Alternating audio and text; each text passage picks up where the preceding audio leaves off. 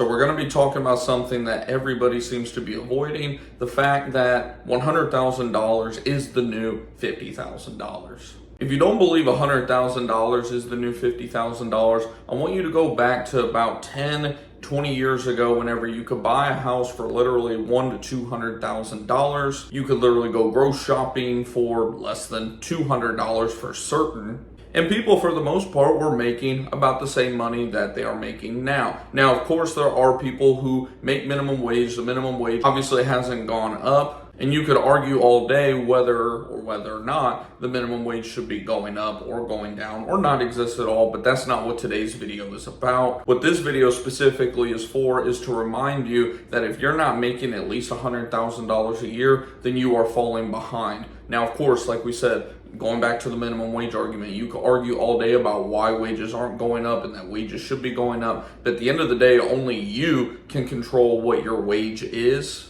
If you don't like where you're at right now in terms of the income that you're bringing in, then you may need to go ahead and change your career. That is why I've always been a pro advocate of, constantly, some people refer to it as job hopping. I refer to it as salary jumping. Because at the end of the day, if you know that you can bring your current employer more business and add value to their top and bottom line, and they're not willing to reward you for that, then it's time to go ahead and move on and find another employer that is. And don't get me wrong, a lot of you guys think that you are simply worth more money than you are actually worth currently, and that requires some self-reflection. You need to look in the mirror and realize whether you actually have skills that you can provide to a business, and if you do, great. Go ahead, hop on LinkedIn, hop on any of these legitimate job pages, and go find that job that actually sees you for the value that you provide.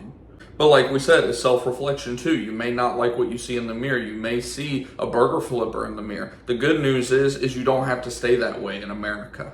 At the end of the day, it's going to be up to you whether you want to make the change and actually go forward and make the changes to give you and your family the life that you all deserve, or if you're just going to be another statistic at the end of the day and just sit around and blame the government, blame the bureaucracy, blame the big man, blame the corporations, all of that stuff.